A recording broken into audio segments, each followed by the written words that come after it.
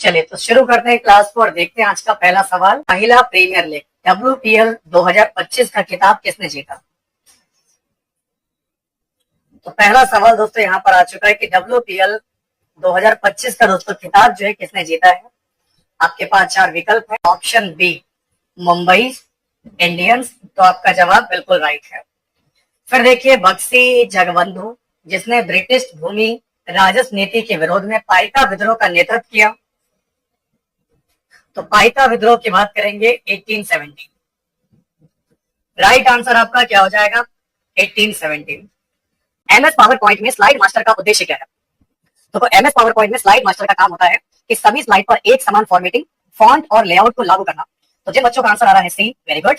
अब देखिए आप लोग, ये क्या दोस्तों यहाँ पर एतुतो के, तो दोस्तों एतुतो के संग्रह से नी सत संग्रम संगम संकलों, या फिर आपको रखा है पूर्व नानरू, और आप लोगों का रखा है पवित्र पत्तू।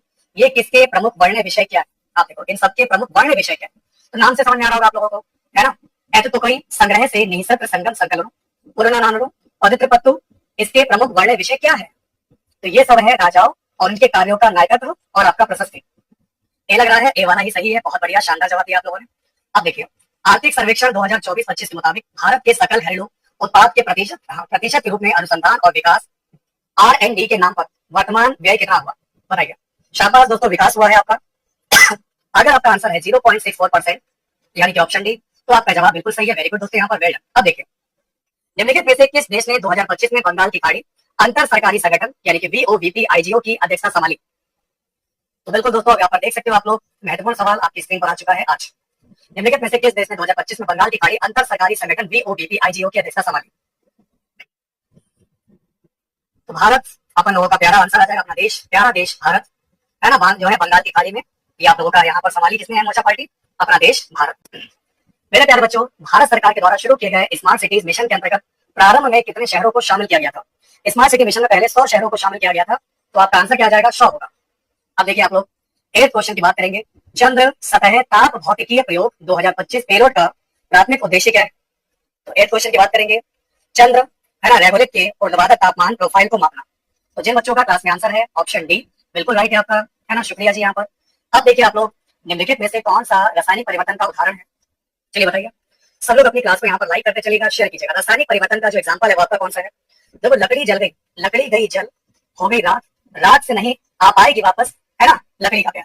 तो लकड़ी दोबारा नहीं बन सकती रात से, इसलिए ये मेरा एक रासायनिक परिवर्तन है। पिघली है बर्फ, जमा दो फिर बन जाएगी बर्फ। कागज को काटा, टेप से चिपका दो, पानी को उबाला, रख दो ठंडा हो जाए फिर से।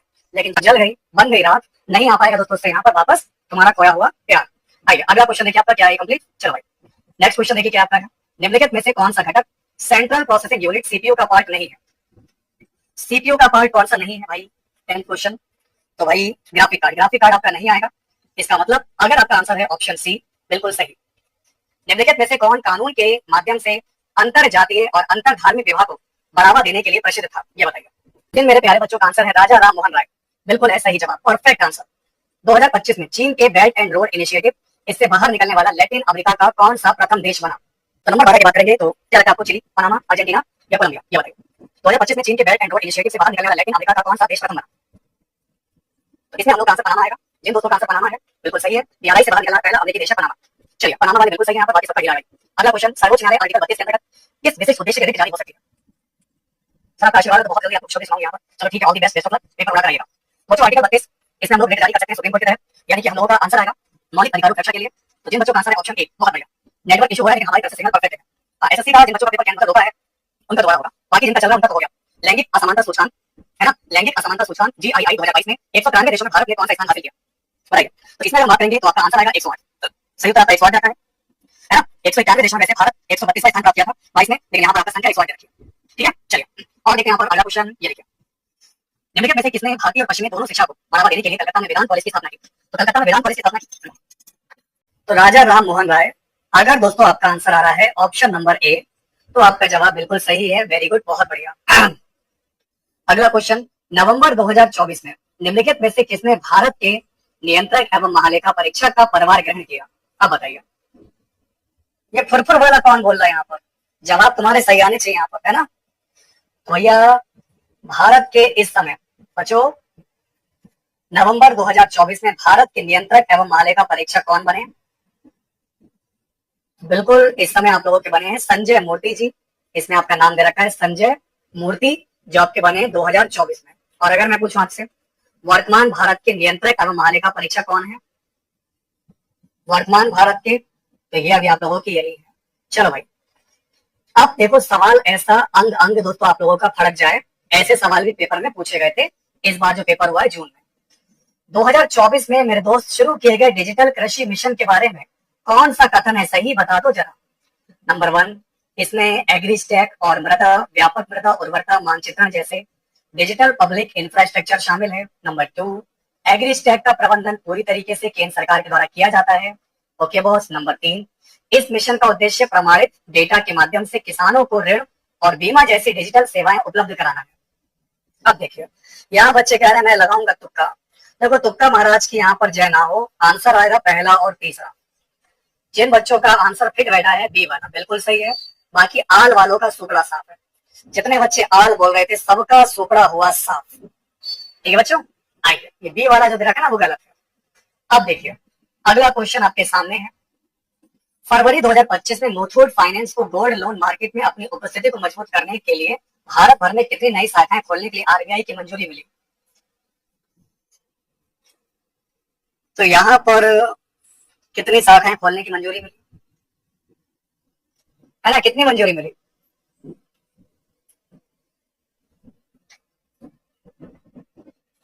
फरवरी 2025 में मुथूट फाइनेंस को गोल्ड लोन मार्केट में अपनी उपस्थिति को मजबूत करने के लिए भारत भर में कितनी नई शाखाएं खोलने के लिए आरबीआई से मंजूरी मिली? तो करीब 115 आप लोगों का जो डेटा है यहाँ पर होना चाहिए। 115 2025 में नोट कर लीजिएगा, पेपर का सवाल है, आया हुआ है, छाप कर जाना। 120 वालों का सुपड़ा साफ है, देख रहे हो? देख रहे हो विनोद? रेलवे वाले क्या पूछ रहे हैं, कहाँ से पूछ रहे हैं बताओ? कौन सी किताब में मुथूट फाइनेंस पढ़ोगे? इकोनॉमिक्स में पढ़ोगे? अर्थव्यवस्था में पढ़ोगे? कहाँ पढ़ोगे, कहाँ कहाँ पढ़ोगे? निम्नलिखित में से कौन सा विलयन जल अपघटन के कारण थोड़ा अम्लीय होता है? तो देखो जल अपघटन के कारण अम्लीय होता है अमोनियम क्लोराइड। आंसर आएगा ऑप्शन बी NH4Cl, इसको कहते हैं अमोनियम क्लोराइड। जिन बच्चों का क्लास में आंसर आ रहा है अमोनियम क्लोराइड, जो कि एक मजबूत HCl और एक कमजोर क्षार NH4Cl से आपका लवण बना एक लवण है। चलिए अगला क्वेश्चन है, निम्नलिखित में से कौन सा संयोजन 2024 के विधानसभा चुनावों के बाद झारखंड के मुख्यमंत्री की पार्टी और निर्वाचन क्षेत्रों को निरूपित करता है? देखे जरा किसमें कितना है दम।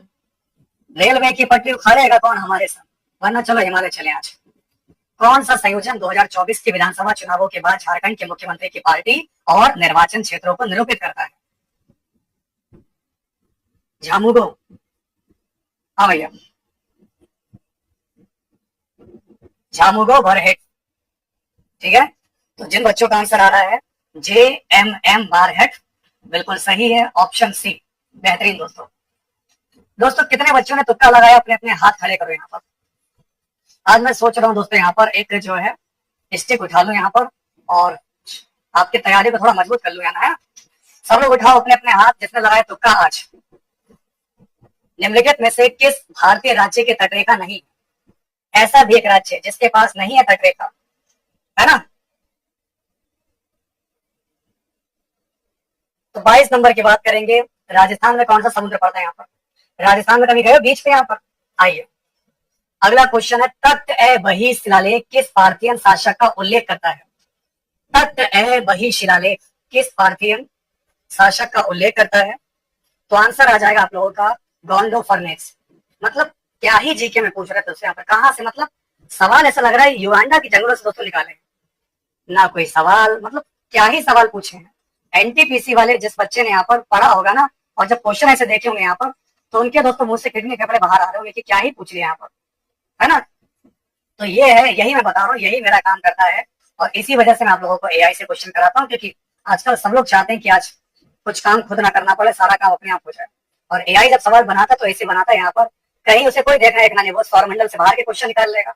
हम लोग अच्छा परेशान किताबों से पढ़ रहे हैं। अब पुराने जमाने के जो क्वेश्चन पेपर होते थे वो टाइप करके बनाए जाते थे, आजकल सब कुछ आर्टिफिशियल इंटेलिजेंस करे तो कुछ भी हो रहा है। तुम्हारा चेहरा है आर्टिफिशियल इंटेलिजेंस में डाल दूंगा तो कुछ और ही बन के निकलेगा। तो बस ऐसे इनका सवाल है। कौन सा डेस्कटॉप कंप्यूटर पे सामान्यतः प्रयुक्त ऑपरेटिंग सिस्टम का एग्जाम्पल है, ये बताइए। बिल्कुल दोस्तों, ऐसे ही आए हैं, ये ऑफिशियल पेपर्स के क्वेश्चन है और ऐसे ही आएंगे, मुझे पूरी उम्मीद है इस बार। विंडोज 10 जो कि बिल्कुल सही है। आपका दोस्तों आंसर क्या जाएगा, विंडोज है ना, 10 आएगा, परफेक्ट आंसर। अगला क्वेश्चन देखिए आपका क्या दिया गया है, इसको बताइएगा। साथियों, भारतीय दूरसंचार क्षेत्र को किस वर्ष की दूरसंचार नीति के तहत उदारीकृत बनाया गया है, ये बताइए।